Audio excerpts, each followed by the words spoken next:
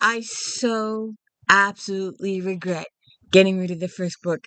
I wish I had not gotten rid of the first book because after I returned it, I was like, damn, that book's going to be worth a couple of pennies one day. Oh, I'm so upset with myself.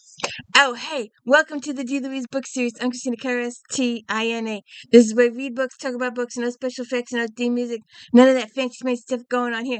Please hit the like and subscribe. Please hit the like and subscribe. Please, please, please, please, please, please, please, please. So, anyways, we are talking about book 10, I think. I'll have to double check in the Vicki Delany Sherlock Holmes series. And there was a little bit of a problem with this book. If you have seen my videos earlier, I was reading this book and I came to page 106, and 107 was a different font, it was a different style, it was a different spacing, it was a different topic, it was a different book. It was Rebecca Ferrier, A Spell for Drowning. So it went from 106 to 139, and she is all over here. So, Smokey,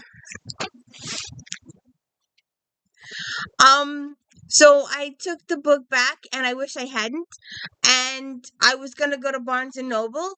I really don't like to shop Barnes & Noble anymore. They're all about the display and not the product, and I wanted to check the book out before I purchased it, a physical copy before I purchased it, to see if the entire book was there. But Barnes & Noble had none in stock. I later learned, again, a big faux pas on my part for returning the book, was that the book had been recalled by the publisher. So again, that's another reason the book might be worth a couple of pennies in the future. Come here. You're driving me crazy, Smokey.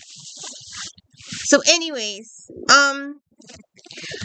Jayne and Smokey, hold on a second. So Jayne is a baker. She owns the bakery next door from Gemma's bookstore. Gemma is a silent partner in the bakery. She's also her uncle Arthur owns the bookshop, but she's manager in charge of it all. And Jayne is getting married to Andy. And Ryan is the detective, and he's also her boyfriend. On again, off again, on again, off again.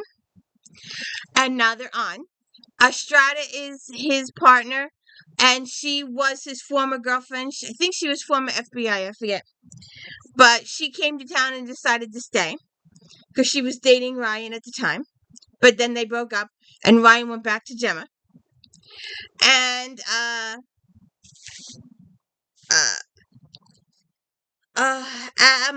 Ashley works for Gemma at the bookshop, and Bunny is her mom. No, wait a minute. Bunny is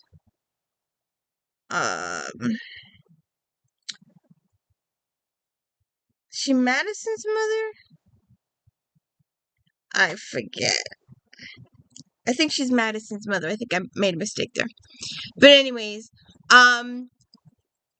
Jayne and Andy are getting married, and they're holding like a rehearsal dinner where everybody in the wedding party comes and other guests come. If you have a little few dollars, you can invite extra people. So they have this wedding party, and Andy is owner of a restaurant. He's also a chef, and they're holding this big party, and Andy's ex-girlfriend shows up. And apparently there was somebody invited who canceled at the last minute. So this girl Tina just used their spot.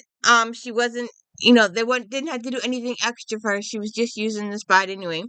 So she invited herself in, and they allowed her to come because Andy knew her, and she was his ex-girlfriend. I don't know. Would you want your ex-girlfriend at your rehearsal dinner? Just saying. So we have this big rehearsal dinner, and Gemma's there. Ryan had to work that night.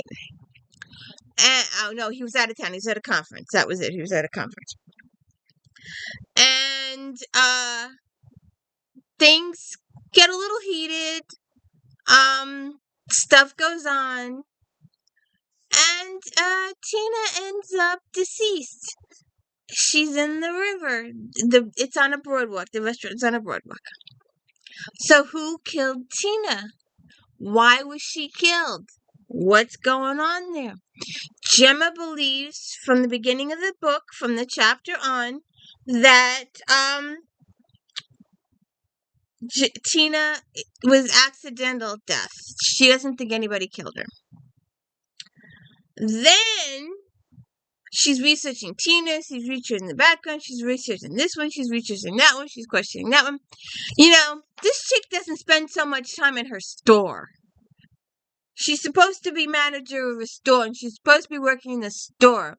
But I'm telling you, let's say it's an 8-hour day. She spends 7 out. She's having Ashley run the store. And she's, at one point, mentions there's no follow-through. Because the next day comes and goes without a follow-through. But she mentions giving Ashley a raise. But then the subject just dropped and it's just gone. So she's doing all this research, doing all this background check, doing this, doing that, talking to people.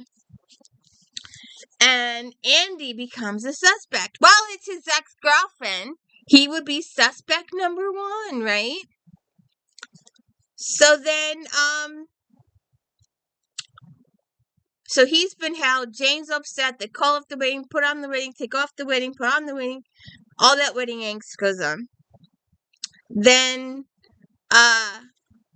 Jane's ex-boyfriend comes in town. And he's, I want to comfort you in this time. And he's trying to talk her out of marrying Andy. And he wants to get back with her and all that stuff. She wants nothing to, she's just a nice person. She's like, I don't have time now, I'll get back to you later. She's a really nice person, and she never actually told Robbie no, which was kind of frustrating to the reader. Stop leading the guy on. You're getting married in 2 days. Just see, look. No. But no, you had to be nice to the guy. Like, I'll get back to you later, maybe tomorrow. Then, Robbie gets murdered. And then, Gemma, in her Heidi-mightiness, and, that's the one thing that bothers me about these amethyst sleuths. They go to confront the murderer, or supposed murderer, or maybe murderer, on their own, and don't tell anybody where they're going. Not only that, but she did it at 10 o'clock at night. She's like researching. She's like, I've got to go ask him. It's going to bother me if I don't go ask him. And she goes to go ask him. And she meets one of the other ladies in the tenement. And they have a talk. And then she decides, I'm going to sneak around back. I'm going to go peer in windows. Because maybe he's just ignoring my knock or ring or whatever, doorbell. And I'm going to go peek around the back. And she goes to peek around the back. And she catches somebody leaving the premises. Hat, scarf over the face, black gloves, black coat. She tries to catch the person. It goes 6 ways to Sunday. She does a car chase. She calls Ryan, I'm car chasing a killer. She follows them XYZ miles and decides that it's heading into a populated area and she doesn't want to do it. And she calls, and Ryan's like, what the F are you doing? Go back to the crime scene. So they all go back to the crime scene. They all meet up there. He gives her 2 cents. Estrada gives her 2 cents. And they find Robbie deceased in his apartment. So Gemma, did you kill Robbie? No. They know she didn't do it, but they still got to question her. Blah blah blah blah blah. So now Gemma's like, well, who killed Robbie? and she's got the wheels turning. And I'm also suspicious of George, by the way. George is forever telling everybody and anybody that will listen, and even if they won't listen, that he gave Andy his start. And he's the reason that Andy's restaurant is so successful, and he's the reason for this, and he's the reason for that. And he's looking to establish another place in town, maybe to be competition for Andy. And he's been nuzzling up to Bunny. Bunny used to be a movie star, but it's been a really long time, and Bunny really doesn't have any money now. But George doesn't think that.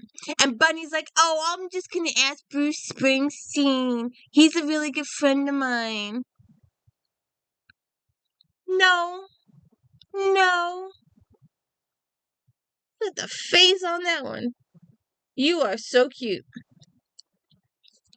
So I'm like, huh? No, no, no, no. Don't ask people for money for you. Don't, no, Bunny, no. Bunny, no. Don't do this. Let George do it on his own. So I'm just very suspicious of George the whole point, and I'm expecting him to be the murderer. He's not, by the way, but I was just expecting it because George was just irritating the life out of me, and I just couldn't stand the guy. Yes, ma'am.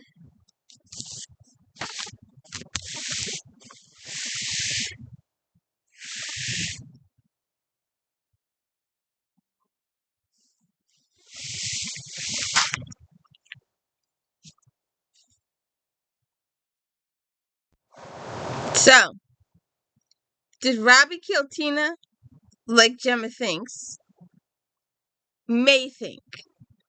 But still, she keeps telling people she thinks Tina's thing was an accident. But the police keep investigating it like murder. And then she decides, like I said, that Robbie may have done it. So she goes over to check on Robbie. And of course, he ended up deceased. She does the chase. So who killed Robbie and why? There's lots of little layers there. It's a really good cozy mystery. It took me extra time because I had to wait for the full book. I ended up ordering from Amazon, and I did an unboxing and going, look, it's rare for me to do an unboxing when I actually know what's in the box.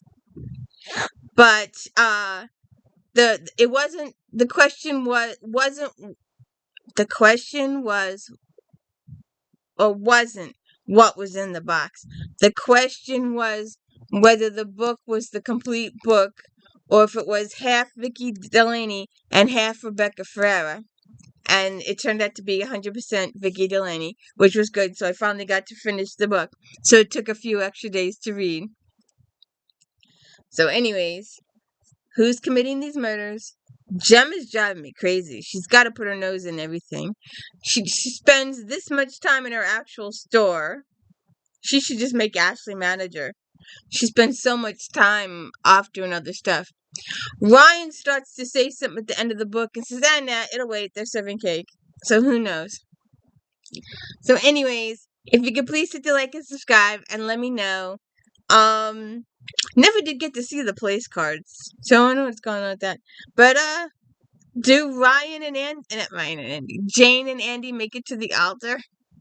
As many times as they canceled the stupid thing. On again, off again, on again, off again. But we'll have to check. Have a good day.